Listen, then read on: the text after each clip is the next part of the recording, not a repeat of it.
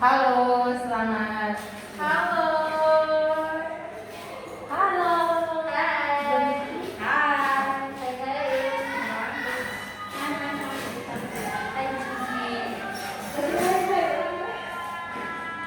Oke, sebelum kita mulai diskusi ini, alangkah baiknya kita perkenalan nama dulu. Ya. Boleh. Tak kenal apa tadi saya? Saya yang perkenalkan atau langsung sendiri-sendiri? Sendiri-sendiri juga boleh. Langsung saja. Perkenalkan, nama saya Sindiko Biadelvia Talelu. Saya dari ND. Saya ya. Kenalkan nama saya Efren Bereng, saya dari Manggarai. Oke, perkenalkan nama saya Dian Kevio, saya dari Rote. Kenalkan, nama saya Siti Kamilia, saya dari NDI Manggarai. Oke, langsung saja kita mulai diskusi ini ya. Ya. Oke. Kakak-kakak sudah tahu nggak sih materi apa yang kita bahas ini hari? Materi yang kita bahas itu tentang Pancasila disebut sebagai sumber dari segala sumber hukum. Yes, betul sekali. Oke. Pancasila sebagai sumber dari segala sumber hukum. Di mana kita ketahui bahwa sumber hukum tertinggi yang ada di negara kita di Indonesia adalah Undang-Undang Dasar 1945. Yang saya tanyakan, jika Undang-Undang Dasar 1945 adalah sumber hukum tertinggi, lalu kenapa Pancasila bisa dikatakan menjadi sumber dari segala sumber hukum? Karena Pancasila itu adalah dasar filosofi dan ideologi yang menjiwai Undang-Undang 1945. Sedangkan Undang-Undang 1945 adalah hukum tertulis yang mengatur secara teknis dan operasional. Mungkin ada yang ingin menambahkan? Kalau dari saya, dalam sistem hukum Indonesia itu ada yang namanya hierarki yang menjelaskan. Pertama itu Pancasila sebagai sumber utama atau sumber material, di mana Pancasila adalah ideologi negara dan dasar filosofi bagi hukum Indonesia. Sebagai sumber utama, Pancasila menjadi ruh atau semangat bagi seluruh hukum yang ada di Indonesia. Terus semua undang-undang dan peraturan harus sesuai dengan nilai-nilai Pancasila.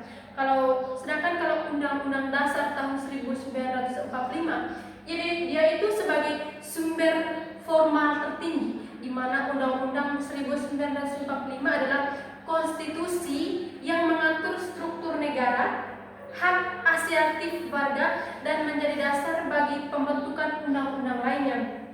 Dalam hierarki hukum, Undang-Undang Dasar 1945 berada di posisi tertinggi dan semua peraturan perundang-undangan harus sesuai dengannya.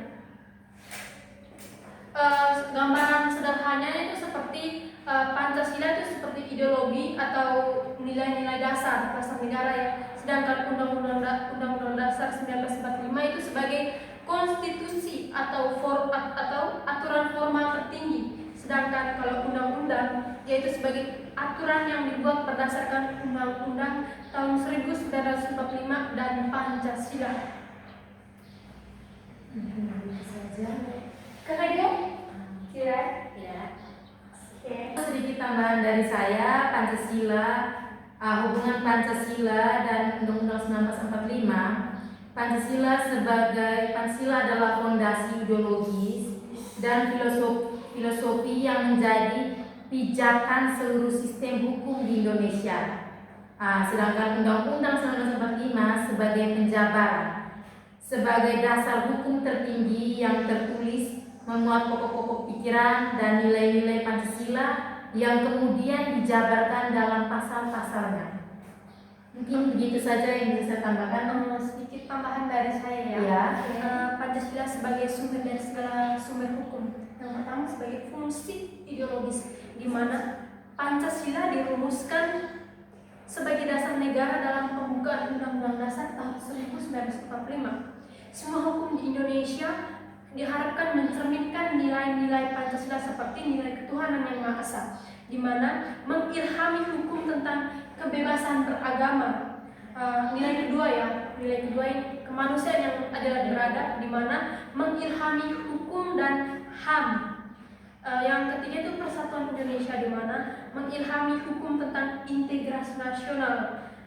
Selanjutnya itu kerakyatan yang dipimpin oleh hikmat kebijaksanaan dalam permusyawaratan perwakilan, yaitu maknanya itu sebagai sistem demokrasi. Dan yang terakhir, nilai keadilan sosial bagi seluruh rakyat Indonesia, itu mengilhami hukum ekonomi dan kesejahteraan sosial. Yang selanjutnya itu sebagai Undang-Undang Dasar 1945 sebagai sumber hukum formal tertinggi, yang fungsi pertama yaitu sebagai landasan konstitusional, di mana Undang-Undang Dasar 1945 ini adalah konstitusi tertulis yang mengatur struktur negara, hak asasi warga, dan wewenang lembaga negara. Semua undang-undang harus berdasarkan dan tidak boleh bertentangan dengan Undang-Undang Dasar 1945 pada pasal 1 ayat 3 Undang-Undang Dasar tahun 1945. Indonesia adalah negara hukum. Yang berikut yaitu hierarki peraturan perundang-undangan, di mana Undang-Undang Dasar 1945 berada di puncak hierarki, diikuti undang-undang, peraturan pemerintah, dan yang dapat dilihat dalam Undang-Undang Nomor 12 Tahun 2011 tentang pembentukan peraturan perundang-undangan. Contoh konkretnya seperti Undang-Undang Nomor 39 Tahun 1999 tentang hak asasi manusia, di mana dibuat berdasarkan nilai kemanusiaan yang adil dan beradab, yang di mana nilai kemanusiaan ini terdapat dalam sila Pancasila, sila pertama ya, dan diundangkan sesuai prosedur Undang-Undang Dasar tahun 1945. Berarti undang-undang sama Pancasila ini dia mempunyai keterkaitan dan terikat yang kuat ya berarti. Pancasila itu diibaratkan seperti jiwa negara, sementara Undang-Undang tahun 1945 itu seperti konstitusi yang mengatur tubuh negara. Begitu. Kalau lebih sederhananya begitu. Atau ada tambahan dari teman-teman yang lain berdasarkan topik kita hari ini? Mungkin sudah jelas yang jelas. Iya.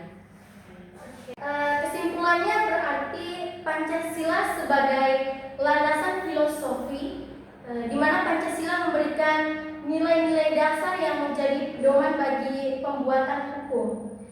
Sedangkan Undang-Undang Dasar 1945 sebagai produk turunan, di mana Undang-Undang Dasar 1945 dibuat berdasarkan Pancasila, sehingga Pancasila menjadi sumber ideologi yang mendasar.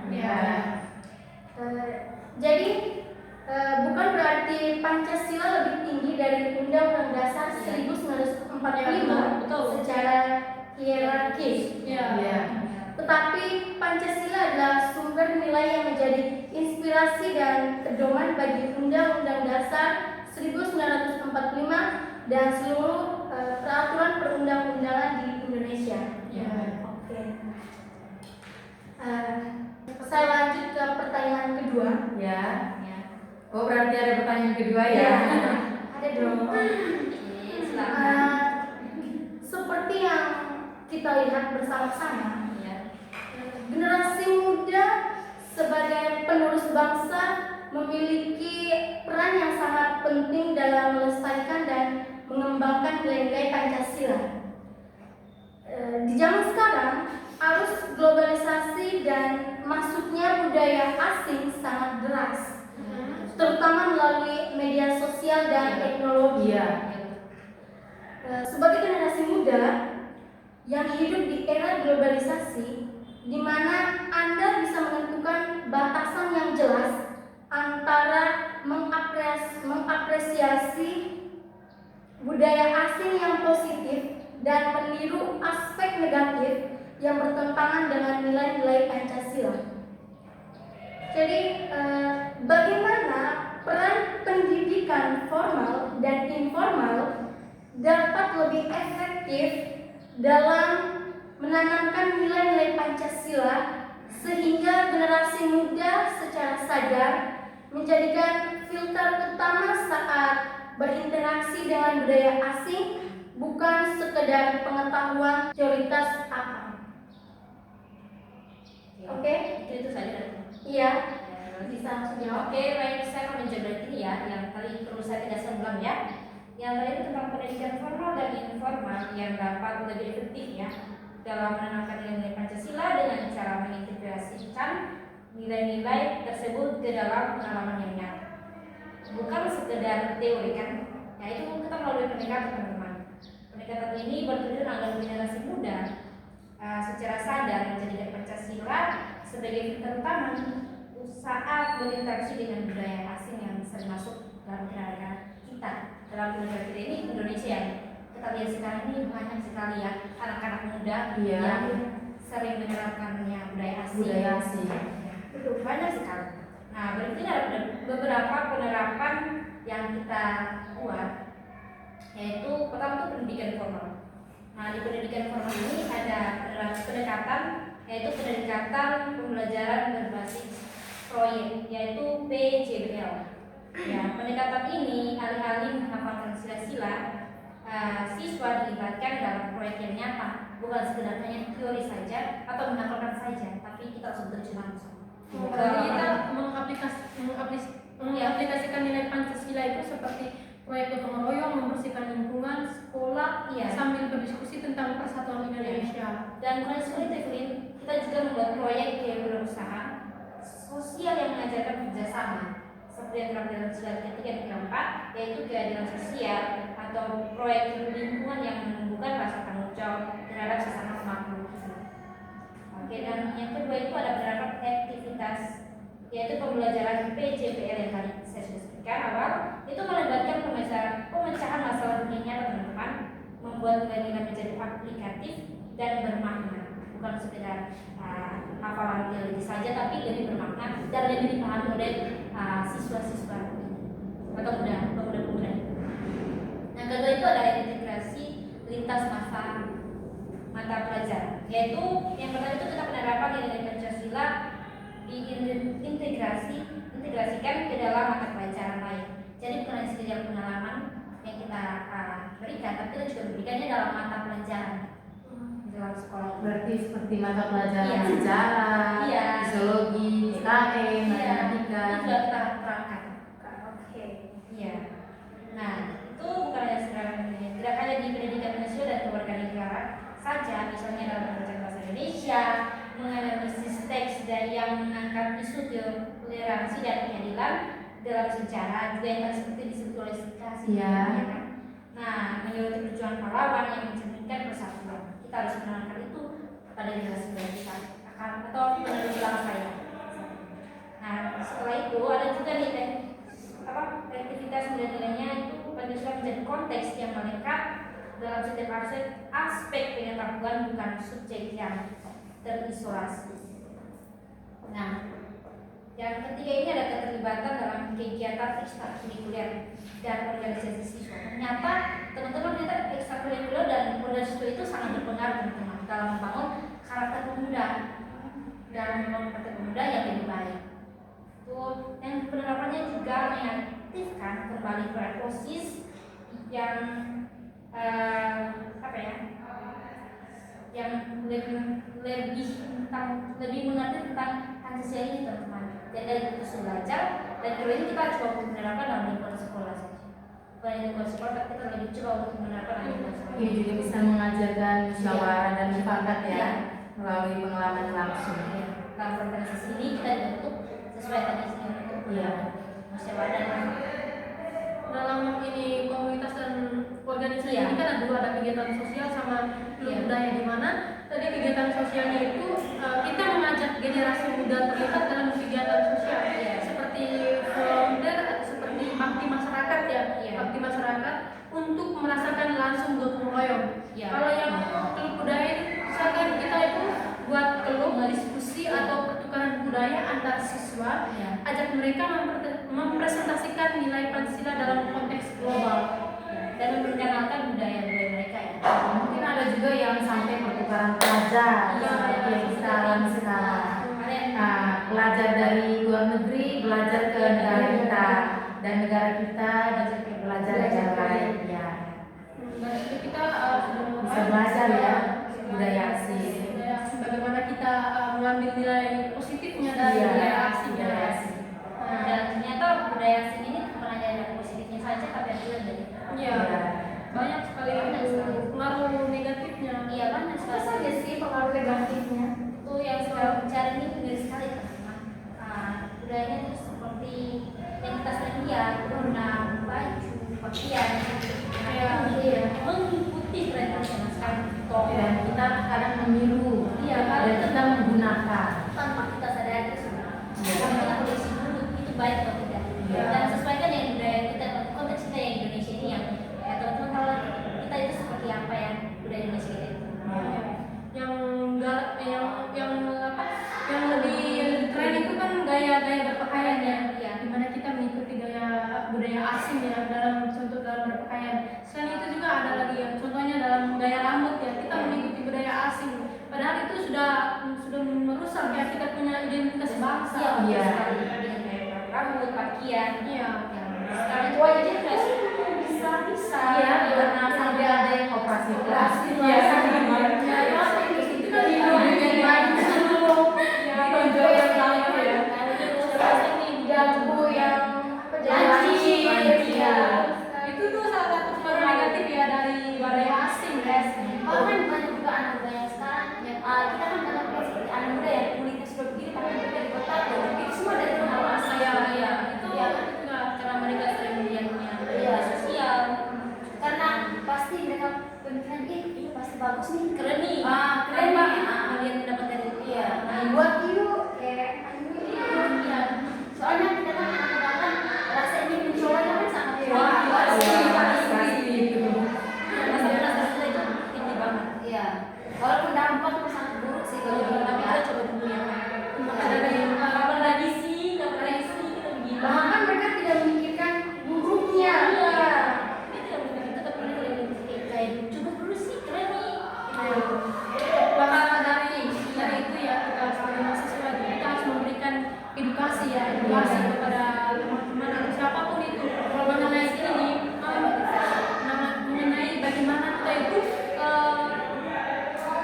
menilai dari pengaruh budaya asing yang edukasi dari pengaruh budaya asing kita harus menerapkan yang positifnya saja. iya kita kan kita juga ini generasi muda Harus bangsa. Kita harus bisa membedakannya.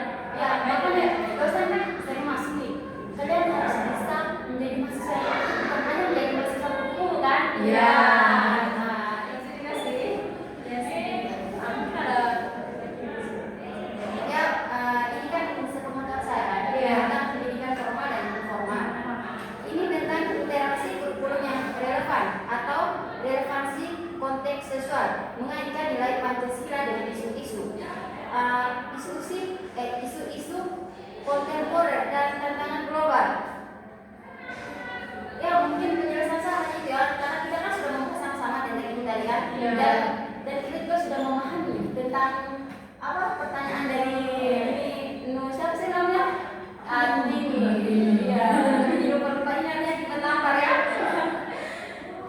Jadi salah satu tips ya dari orang tua itu atau kan informal ya pendidikan informal Iya. dari maksudnya pendidikan informal itu salah satunya dari lingkungan keluarga ya, Iya. di mana kita itu jadikan contoh orang itu jadikan contoh di mana praktikan nilai Pancasila di rumah misalkan itu makan bersama diskusi etika seperti itu. Terus komunikasi aktif juga di mana tanya misalkan ini orang tua nih tanya kepada anak bagaimana kamu menerapkan toleransi hari ini terus atau apa yang kamu pelajari tentang gotong royong. Terus yang ketiga itu dukung kegiatan sekolah di mana orang tua itu ikut berperan serta dalam acara sekolah beri pada usaha anak. Seperti itu kalau dari orang tua. Dan ada juga literasi media yang kecil, di mana zaman sekarang ini banyak pemuda-pemuda yang membaca dari berbagai media itu kok baca Iya. kritis gitu. Tanpa tahu apa sih Iya. dari yang mereka baca kan? Iya. Isi yang mereka baca juga tahu. Jadi penting sekali literasi media yang kritis. Nah, yang dari literasi media yang kritis itu mengajarkan tentang kemampuan analisis konsentrasi yang masuk melalui media yang digital. Jaringan sensitif. Tadi komunitas kegiatan kepemudaan seperti pramuka, terus organisasi keagamaan juga berperan penting dan pada kegiatan yang membentuk rasa persatuan dan kepedulian sosial untuk kegiatan komunitas ini. Jadi yang saya tahu tadi literasi media yang kritis itu bisa berpikir kritis ini memperdayakan generasi muda untuk secara dan memfilterkan informasi dan berasa secara mandiri dan diri sendiri ya. Menjadikannya filter utama dalam aktivitas digital mereka. Menggunakan Pancasila sebagai pisau analisis. Jadi mereka menganalisis informasi itu melalui dari pedoman mereka itu adalah Pancasila. Jadi mengatakan nilai-nilai Pancasila lebih baik sesuai atau tidaknya dengan Pancasila. Pedoman negara kita itu sesuai atau tidak dengan masing-masing dari misalnya sih yang Oke, berarti kesimpulannya dalam pendidikan formal dosen dan mahasiswa harus berperan aktif dalam menerapkan nilai-nilai Pancasila sehingga generasi muda menjadikan Pancasila sebagai filter utama saat berinteraksi dengan budaya asing. Ya. Oke. Sedangkan dalam pendidikan informal peran orang tua dan anak harus saling bekerja sama dalam menyikapi pengaruh budaya asing yang tidak sesuai dengan nilai Pancasila. Kurang lebih seperti itu. Oke, mungkin sampai di sini saja diskusi kita pada hari ini. Kita sudah mengetahui bersama tentang dua topik yang telah kita bicarakan tadi. Semoga apa yang telah kita bahas hari ini dapat kita terapkan dalam kehidupan sehari-hari. amin. Terima kasih kepada keempat narasumber kita hari ini yang telah memberikan sedikit edukasi tentang Pancasila sebagai sumber dari segala sumber hukum dan peran pendidikan formal dan informal. Oke.